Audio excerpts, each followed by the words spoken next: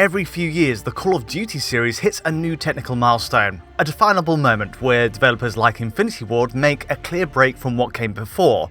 And the 2019 Modern Warfare reboot was exactly that, a game sporting a radically revamped engine, the IW8 engine, with a new lighting model, updated physics, materials, and a streaming system for large-scale maps. It was a breakthrough for the series and a foundation to build on. Fast forward 3 years then, and its sequel, Modern Warfare 2, lands with a huge weight of expectation to also impress. The engine is updated with a new name, IW9, with promises of improved water simulation, AI systems, plus it rolls in upgrades from last year's Call of Duty Vanguard. We've seen Modern Warfare 2's multiplayer already thanks to the beta of course, but today it's really the campaign mode that's the most fascinating part. In fact, a story mission recreating Amsterdam's canals has already turned heads thanks to its striking level of detail. And today, if we switch over to it now, we've been lucky enough to receive real-life camera footage of the exact same area.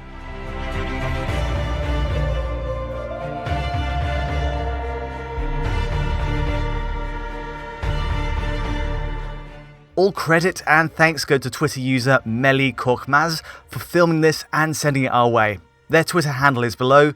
With this in hand then, of course, comparisons are inevitable.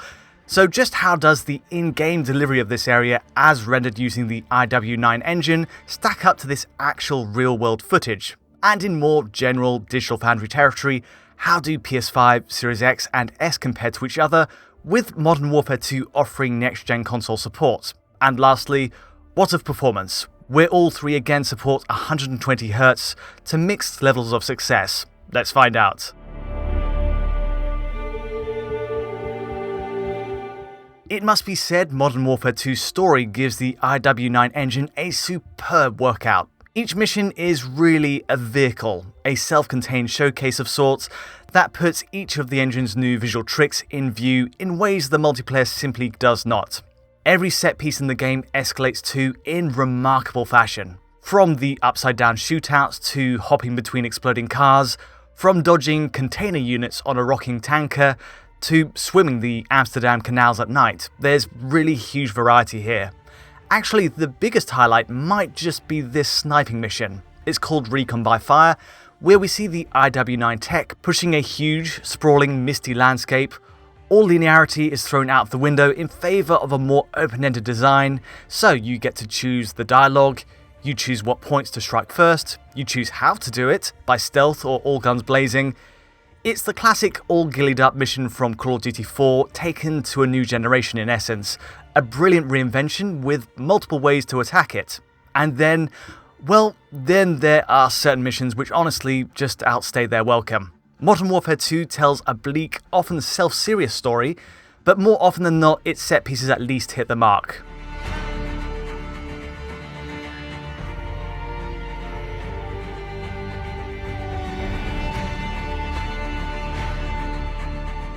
The most memorable mission, visually speaking, is set in Amsterdam.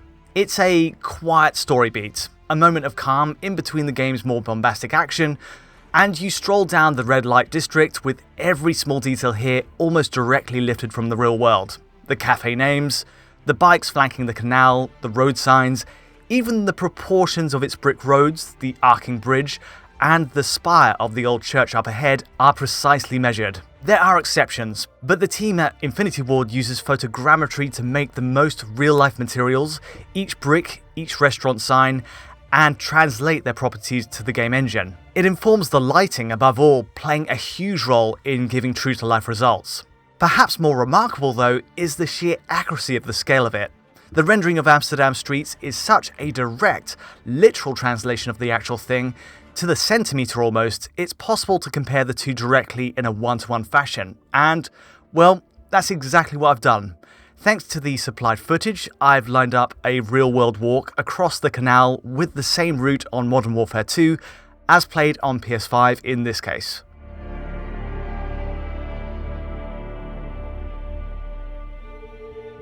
No doubt, switching between the two shows Modern Warfare 2's successes and also its limits. Okay, the obvious first, the downsides. The screen space reflections, the SSR, doesn't quite hold up to scrutiny. There's a reflective sheen to brickwork across the streets in Modern Warfare 2, which shows a different weather state. It's something we aren't matching 100% in the real footage, admittedly, but still, SSR does have some big limits, with objects in the foreground causing those reflections to, sadly, break up visibly and also towards the screen's edges. It's passable on first glance, though ray trace reflections obviously would of course push it much closer to a convincing real-life result. The other limit, yes, it's the NPCs. I'm sure you've noticed, recreating human behaviour in big crowds, the tourists, the couples, is a real challenge. It's at least attempted in Modern Warfare 2, except the size of the crowd is smaller. Okay, fair enough. Perhaps given the weather it's not great for sightseeing out there. Then again, the behaviour of each NPC is still prone to these uncanny moments. Some are just stood around doing nothing, some have a set path around the level, and some get caught on the geometry mid-turn. So while the environment is obviously beautifully recreated, the human factor, the people walking over it, are seemingly much harder to do justice. Adding ray tracing and more NPCs would help to bridge the gap. Then again, honestly, real-time rendering has to factor in the firm hardware limits on console, especially in targeting 60 FPS. With all the power in the world, anything is possible, and in that sense, the PC release could be able to push the boundaries here. Putting the critiques aside though, there's much to admire in side-by-side comparison. The portrayal of the old church is a genuine highlight, of course. The detailing of the glass windows is spot on. Also, the way the wood shutters fold out to each side of each bay window, the way its tiled roofing curves outwards to a slight point, it's just all precisely recreated. The geometry is outstanding. And outside, nearby, the road markings, the metal bollards on the street are exactly positioned relative to the church. Certain details are missing, like the fencing around the building, but otherwise I've got to say, it's clearly been a labour of love for Infinity Ward to get this area right.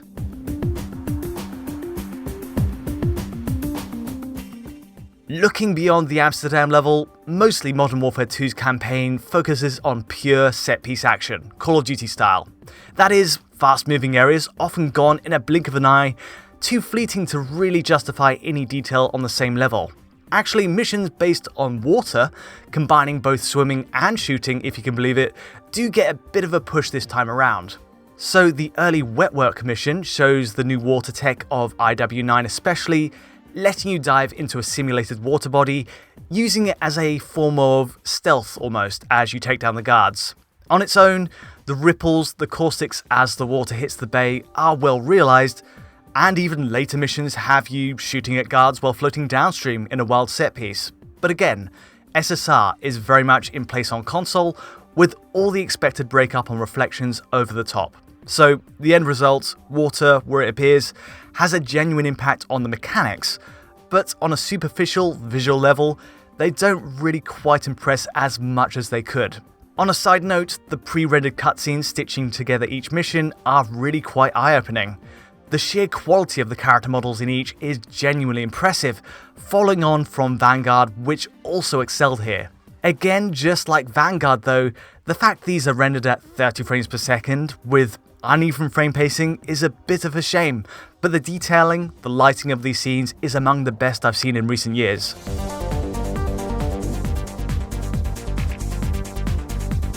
Comparisons between the big three consoles, PS5, Series X and S, are a bit of a footnote at this point, I will admit. Much like the multiplayer beta tests, Modern Warfare 2's engine setup keeps to a dynamic 4K on PS5 and Series X, with infrequent drops in pixel count under.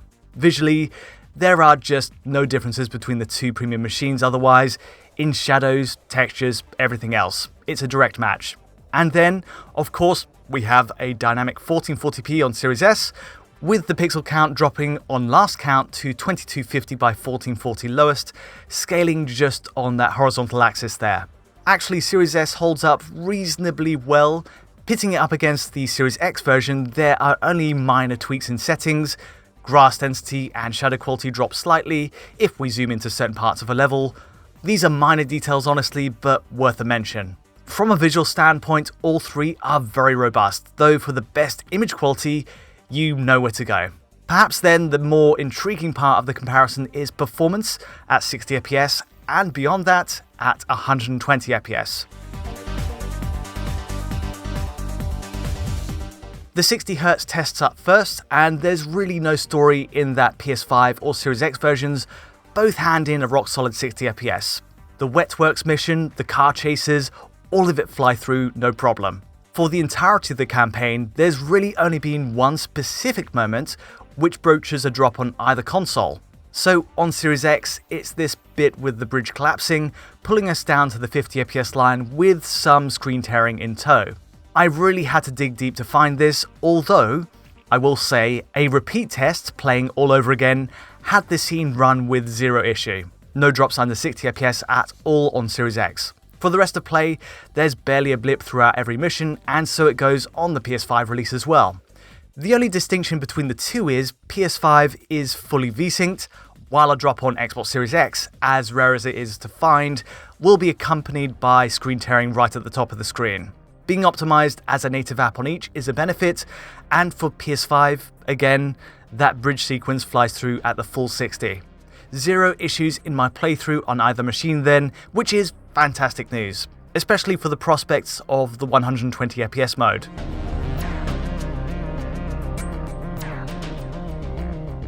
Turning to the Series S release at 60 FPS, this is where we see performance take a bigger knock. Series S really gets tested in the campaign, much more so than the multiplayer modes.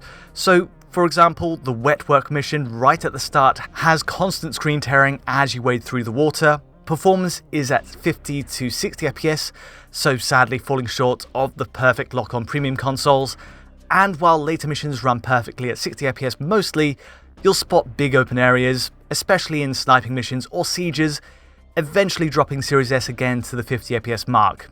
The very worst point, that'd be the bridge collapse sequence. Even at range, we're seeing a huge drop down to the 30 FPS line here, which is pretty exceptional. The overwhelming verdict here is Series S wasn't as, let's say, much of a priority as the other two machines in tightening performance, and it does pose a question over how the even less capable last-gen machines hold up here. With all that in mind, how does the 120Hz mode run? Inevitably, PS5 and Series X have a big challenge to rise to at double the refresh, and it'd be a stretch to say either nail it perfectly. For the opening missions, like the tutorial areas at night for example, we're looking more so at 100 to 120 FPS realistically. And then when we turn to the taxing Wetworks mission, it's much lower on each still, pushing us closer to the mid-80s region. So the blunt summary, we only usually get the full 120 FPS while moving through simpler interior areas, stealth missions. Most of the open field missions, like Recon by Fire, fall very short of the mark, though VRR should save the day on both PS5 and Series X there.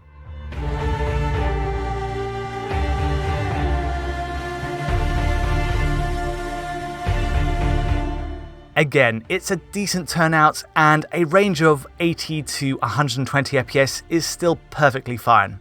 The variance between frame times here just isn't as radical as, say, a sub 60 FPS reading would be, and so drops in practice don't have so much of an effect on motion. As for Series S, well, here the 120Hz mode is too much of a high target to fully max out, given its limited 4 teraflop GPU profile. Several missions run between 60 and 80 FPS in reality, and that really should be the expectation going in.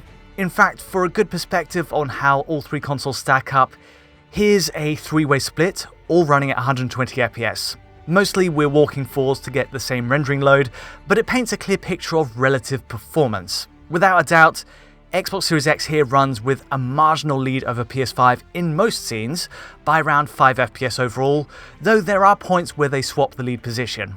The drawback for Series X is it runs with screen tearing as we've mentioned, though for clarity in the graph I've kept the tearline readings off in this case. Likewise, Series S, constant screen tearing, and that overall frame rate line falls far below the other two machines, typically the margin being 30 FPS below Xbox Series X. And if we turn to the Amsterdam mission, the gap widens even more between the Xbox machines to as much as 40 FPS.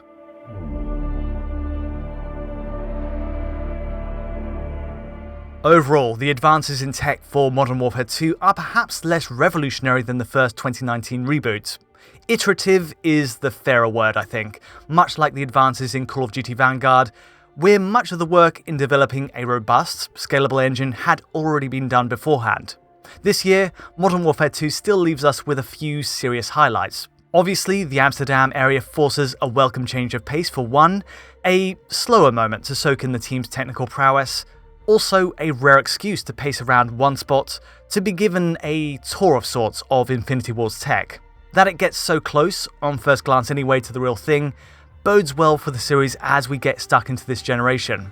Of course, Modern Warfare 2 is built with older PS4 and Xbox One systems in mind, and so the knock-on benefit for the surplus in power on PS5 and Series X is seeing the same game run at higher resolutions and up to 120 FPS, even if they do fall short of the full target.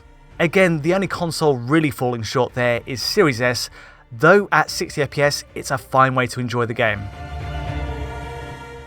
We'll be back with more coverage, and certainly for the upcoming Warzone 2 component, but for today, that about wraps up our look at the game. If you did enjoy this video, feel free to like or subscribe, and don't forget to hit that bell for instant notifications as any new video lands. To get a high quality version of this video, check out our Patreon at digitalfoundry.net, and to get in touch directly, just use Twitter as usual. But from me for now, thanks for watching.